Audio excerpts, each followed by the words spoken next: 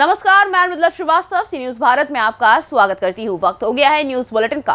खबरों के इस बुलेटिन में चर्चा करेंगे पाकुड़ की खबर पर, जहां डंपर पलटने से हुई एक बच्चे की मौत।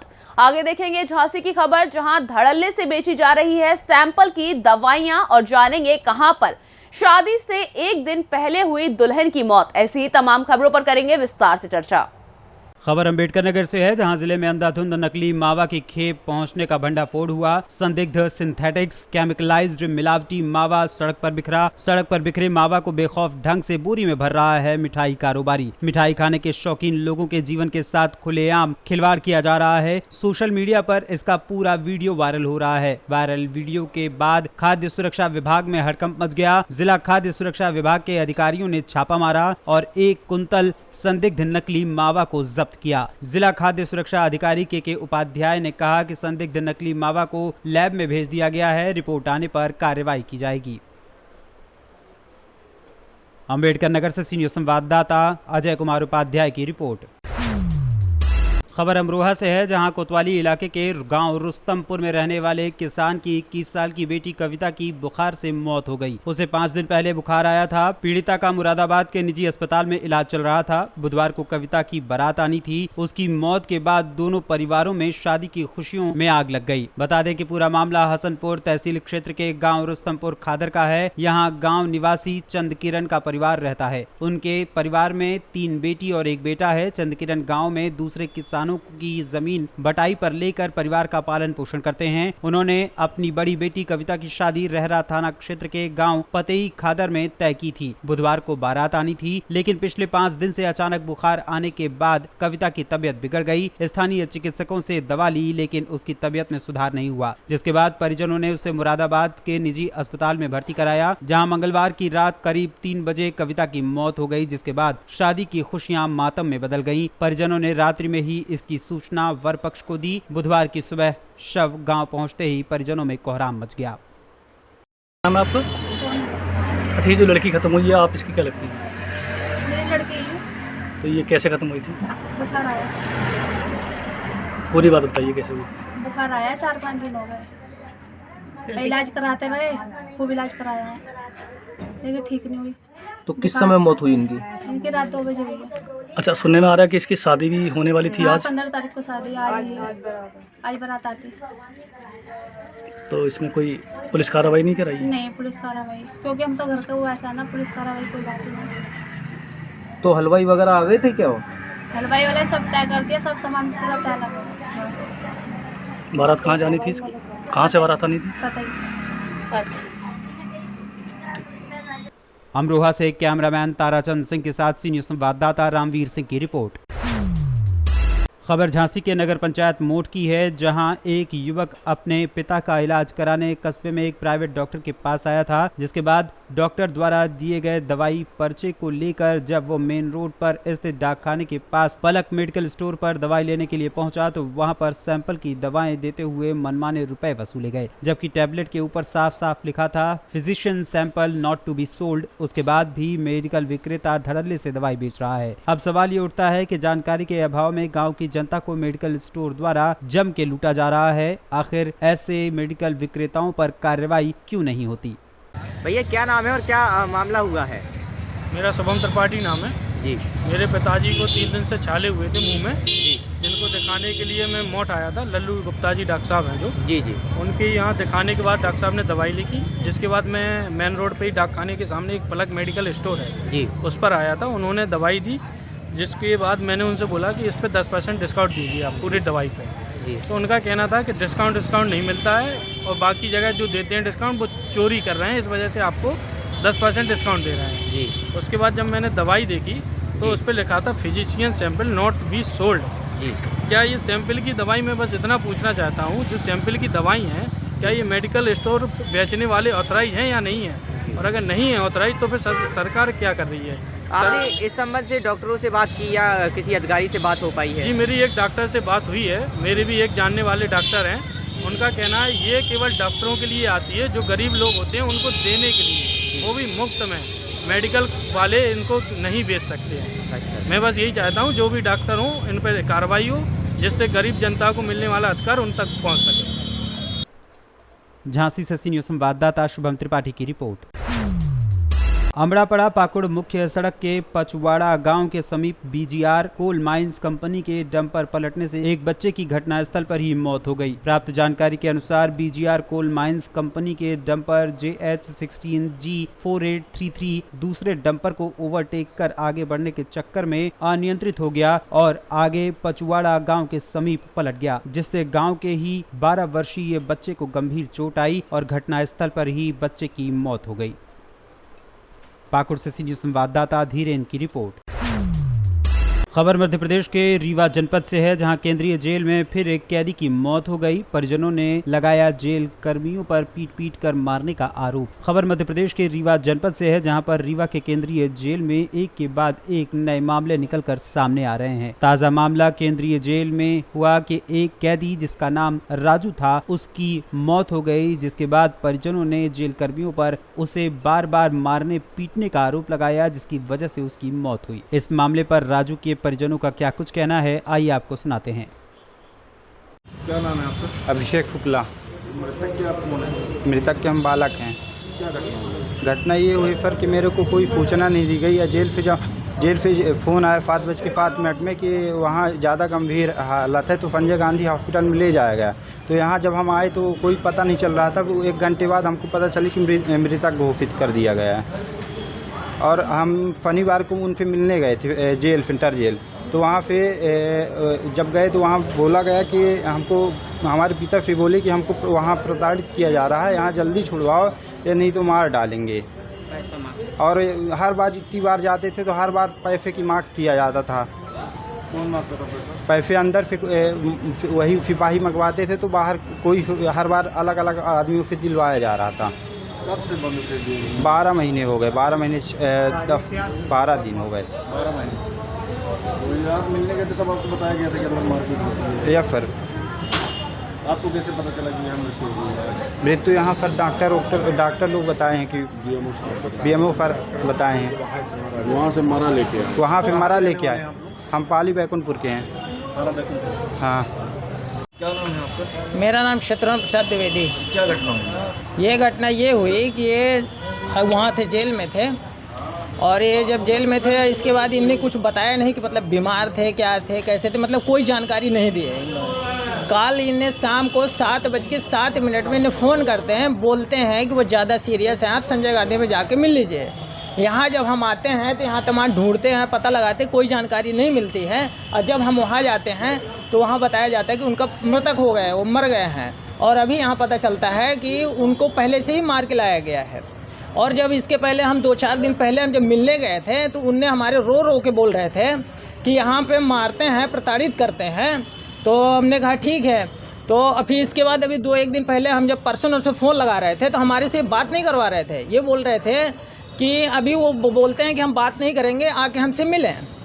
तो मैं इनसे ये कहता हूँ कि हमें पहले तो फुटेज चेक करना है कि जब लाए थे तो कैसे, किस पोजीशन में लाए थे। इसके बाद बॉडी हमें देखना है कि बॉडी में क्या स्क्रैच है, क्या कैसे है। और इसके बाद पोस्टमार्टम हो तो वो भी हमारे सामने हो। और अगर बीमार थे तो उनने दवाई करवाए तो क्या दवाई करवाए है, और दवाई कराएं तो उसका भी हमें चाहिए। और उन्हें परिजनों को सूचित क्यों नहीं किए। कौन से जेल में बंद थी? ये रीवा जेल में नहीं, सेंटर जेल में। मृतक हैं जो राजू शुक्ला। कहाँ रहने वाले? ये पाली के रहने वाले हैं। कौन सी सजा में जेल में बंद थे? 307 के। आपको कब पता चला कि इनकी मृत्यु हो गई? ये मृतक हमको कल पता चला शाम को। क्या लगता है कैसे मृत्यु हुई? ये मृत्यु हुई है मारने से। कहाँ मारे हैं? ये मारे हैं, अब ये तो चेक देखने के, जेल के अंदर मारे हैं। और ये जो जेली पहरी है ना, वो बैठ के मरवाए हैं, क्योंकि पहले भी एक बार मरवा चुके हैं बैठ के, बेल्टों से मरवाते हैं वो। क्या नाम है जो जेल पहरी का नाम जानते हैं? जेल पहरी का नाम क्या है? नाम है रघुवीर अग्निहोत्री। एक चौहान है कोई, एक चौहान है कोई नाम के, और एक अग्निहोत्री है।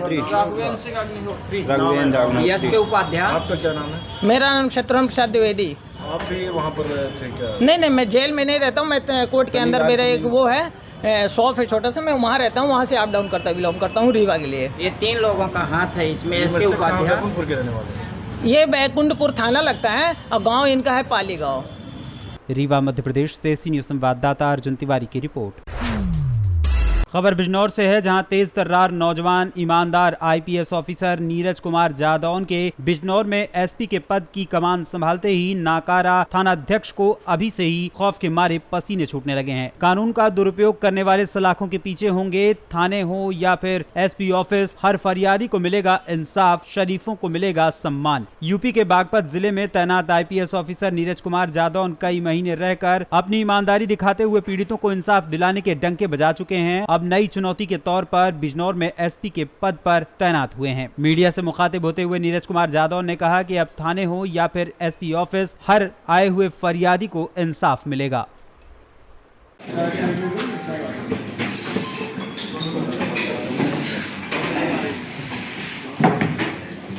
मेरी हमेशा प्राथमिकता रही है कि जन सुनवाई ऐसी ना हो कि मैंने किसी को मार कर दिया है उसके बाद मैं भूल जाऊँ।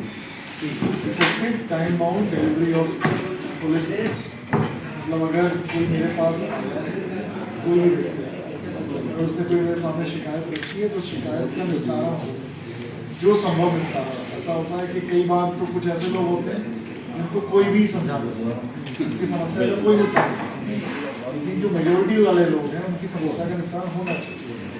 70-80% ऐसे लोग होते हैं जिनकी जेन्युइन समस्या है, उस समस्या का टाइम बाउंड तरीके से निस्तारण करना ये मेरी टॉप मोस्ट प्रायोरिटी है। चाहे वो थाना स्तर से समस्या हो, चाहे वो सीओ स्तर से संभव हो, किसी भी स्तर से संभव। जन सुनवाई मेरी हमेशा प्राथमिकता रही। निरंतर अगर कोई बीच में मीटिंग नहीं होती है या कोई और एंगेजमेंट नहीं होती तो मैं 10 से 2 ऑफिस में रहूँगा। मेरा पूरा प्रयास रहता है 4 घंटे पब्लिक की सुनवाई को, और एक सिस्टम में थोड़ा सा चेंज ला रहा हूँ। पुलिस ऑफिस से 1-2 दिन में पब्लिक को रिसीविंग शुरू हो जाएगी, 1-2 दिन में शुरू हो जाएगी, और एक शिकायत पोस्ट का नंबर भी पब्लिक हो जाएगा 1-2 दिन में, जिससे वो अपनी शिकायतों को ट्रैक। बिजनौर से फहीम अख्तर के साथ सी न्यूज़ संवाददाता सलीम हाशमी की रिपोर्ट। खबर चंदौली से है, जहां घूसखोर लेखपाल पर मेहरबान हुए अफसर। लेखपाल के रिश्वत लेने का वीडियो वायरल होने से चकिया तहसील में हड़कंप मच गया था। तहसील के अधिकारी से सांठगांठ से लेखपाल पर अभी तक कार्रवाई नहीं हुई। चकिया तहसील प्रशासन कार्रवाई को लेकर चुप्पी साधे बैठी है। पूरा मामला चंदौली के चकिया तहसील का है। क्या नाम है आपका? मेरा नाम अब्दुल सलाम। कहाँ के रहने वाले हैं? सिकंदरपुर निवासी हूँ। अब्दुल जी, क्या समस्या आपकी है? समस्या ये सर कि हम आए थे ऐसे प्रमाण पत्र बनवाने के लिए, लेखपाल हम लिख दिया, फिर कालीगो के पास गया, कालीगो ने अथवा कर दिया तहसीलदार के पास। तहसीलदार के पास मैंने गया तो तहसीलदार बोले कि बड़े बाबू के पास जाओ। बड़े बाबू के पास गए तो हम 3-4 रोज से दौड़े हैं, वो मेरा अथवा रखे हो कागज पत्र, बोल रहे थे कहा ये नहीं वो नहीं, वो ऑफिस में वहाँ थे जानना हो वो हर अथवा में मीटिंग चल रहा था। मीटिंग में से बोले कि ऑफिस में ले दो, ऑफिस में दिए तो मांग करने लगे। तो फिर आए 2-3 रोज बाद फिर आए, आज सोमवार को आ जाए तो बोले तो सब बोले नहीं हम 100 दे रहे नहीं, 200 दे रहे नहीं। तो बोले कि देखिए काफ़ी बताएं कि उनको 1500 रुपये दो तो उतना करेंगे। कौन मांग रहा था? वो तहसीलदार के बड़े बाबू। अच्छा, तो पैसा आपने दिया? पैसा 15 मेरे पास नहीं, हम किसी और से मांग 1500 रुपये दिए। तो कागज बन गया आपका? 1500 रुपये दिया तो मुझे कागज बनवा के तो दिया। चंदौली से सी न्यूज़ संवाददाता राजेश सिंह यादव की रिपोर्ट।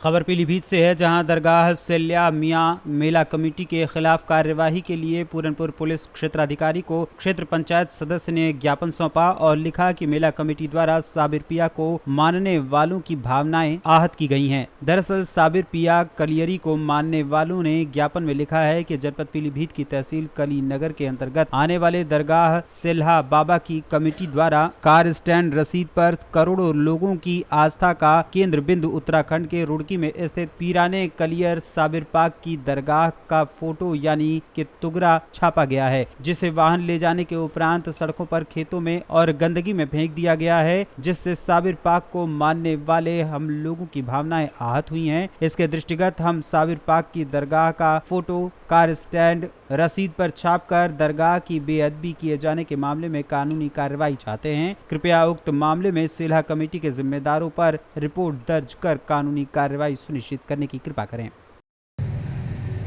जो आपने एक शिकायत की है कि सेला बाबा के मज़ार पे जो रसीदें छापी गई हैं उसमें फ़ोटो छापा गया है साबिर पिया का, क्या मामला है ये?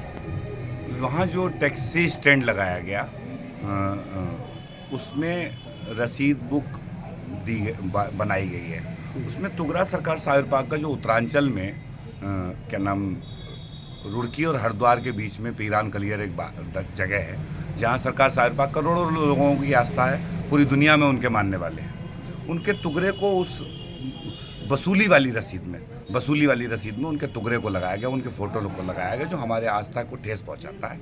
हमने ये प्रार्थना पत्र दिया है क्योंकि पुलिस क्षेत्राधिकारी महोदय यहाँ है नहीं, मैं उनके पेशकार को प्रार्थना पत्र दे आया हूँ। उन्होंने आवश्यक कार्रवाई करने की मुझे पूरी तसल्ली दी है और मेरा पूरा विरोध है इस बात पे कि वो कमेटी को ऐसे किसी भी हाल में ऐसे कोई भी तुगरे आइंदा से ना लगाए।